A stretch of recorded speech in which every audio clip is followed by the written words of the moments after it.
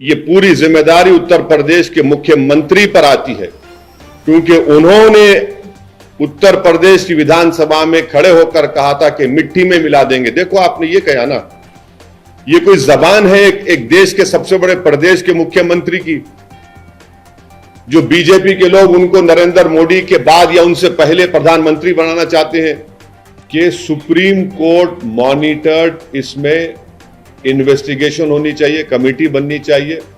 मैं supreme court से दरखास्त करता हूं, कल का जो मर्डर हुआ है, ये कोल्ड ब्लडेड मर्डर कहते हैं, उसको देखने के बाद हर वो भारत का नागरिक जो भारत के संविधान पर यकीन करता है, भारत की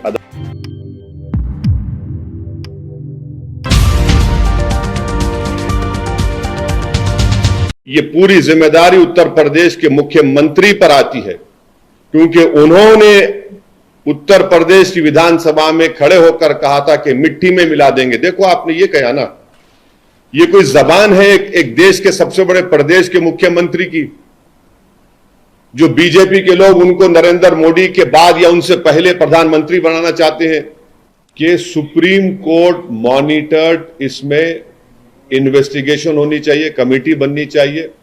मैं सुप्रीम कोर्ट से दरखास्त करता हूं, कल का जो मर्डर हुआ है, ये कोल्ड ब्लडेड मर्डर कहते हैं, उसको देखने के बाद हर वो भारत का नागरिक जो भारत के संविधान पर यकीन करता है, भारत की अदालतों पर उसको यकीन है, आज वो अपने आप को कमजोर और गैर महफूज समझ रहा है। और ये इसलिए हुआ क्योंकि जो लोग सत्ता की कुर्सियों में बैठे हुए हैं, उनमें राय बराबर भी, जो अंग्रेजी का वर्ड है ना कंपैशन है, ना उनमें ह्यूमैनिटी है, ना उनमें रहम है, ना उनमें इंसानियत है। ये जो कल का वाकया हुआ, आप बताइए मेरे को, ये तो कोई ऐसा नहीं है कि कोई जाकर फौरन किसी को गोली मार दिया। आप उनका वेपन चलाने का तरीका देखो, आप जिस तरीके से वो लोग आए, और उनका हाथ स्टिल है एकदम। मुझे भी वेपन चलाना आता है, मैं भी एक एक्सपर्ट के साथ ट्रेनिंग लिया हूं अपनी सेल्फ डिफेंस के लिए, और जिस तरीके से मार रहे वो लोग, उनका हाथ देखिए हिल नहीं रहा है, उनकी आंख उस पर है, उन लोगों पर है। उनको मालूम था कि पहले कहां पर, किस जगह पर मारना। तो ये एक कोल्ड ब्लडेड मर्डर है, और ये लोग प्रोफेशनल हैं, और कितना इसमें उत्तर प्रदेश की बीजेपी की सरकार का इसमें रोल है, कितना इसमें ये कौन लोग हैं जो जाकर पुलिस की मौजूदगी में और मीडिया की मौजूदगी में, बल्कि लाइव टेलीकास्ट भी हो रहा था, वो इस तरह का कोल्ड ब्लडेड मर्डर करते हैं। तो ये इसके लिए जरूरी है कि सुप्रीम कोर्ट मॉनिटर्ड, इसमें इन्वेस्टिगेशन होनी चाहिए, कमेटी बननी चाहिए। मैं सुप्रीम कोर्ट से दरखास्त करता हूं, प्लीड करता हूं, क्योंकि 28 मार्च के दिन सुप्रीम कोर्ट ने एक फैसला दिया था कि कल जो लोग मारे गए, उसमें से एक शख्स ने, जो एक मुसलमान एक्स एमपी है, जो एक मुसलमान एक्स एमपी है, वो कोर्ट को गए थे कि मेरी जान को खतरा है, सुप्रीम कोर्ट को। तो सुप्रीम कोर्ट ने यह कहा था कि जब आप जुडिशियल कस्टडी में है और आपको पुलिस कस्टडी में लेकर जा रहे, तो स्टेट की जिम्मेदारी है।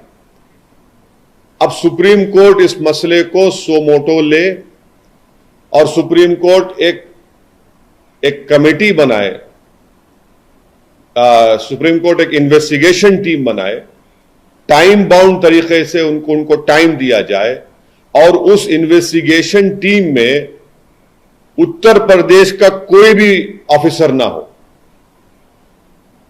एक टाइम बाउंड तरीके से वो इन्वेस्टिगेशन टीम बननी चाहिए, जो सुप्रीम कोर्ट को रिपोर्ट करे, और एक टाइम बाउंड मैनर में वो इन्वेस्टिगेशन मुकम्मल होना चाहिए। क्योंकि ये बात कोई भी यकीन नहीं कर सकता कि ये लोग सिर्फ उठकर आए, कौन इनको बोला वहां पर, इनका बैकग्राउंड क्या है, और कैसे वो लोग इस तरह घुस गए वहां पर, और क्यों पुलिस ने उनको रोका नहीं।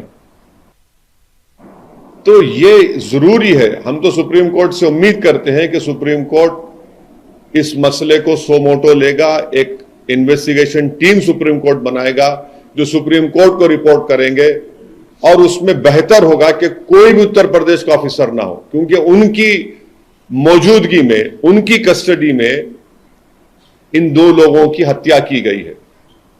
और एक बात आप समझिए कि मैं शुरू से कह रहा हूं कि जो रेडिकलाइजेशन हो रहा है मेजॉरिटी कम्युनिटी में, इस पर कोई यकीन नहीं कर रहा है। बराबर रेडिकलाइजेशन हो रहा है। अगर बीजेपी चुनाव पे चुनाव जीतते जा रही है और इस मसले को बीजेपी नहीं देख रही है, तो बीजेपी देश की खिदमत नहीं कर रही है।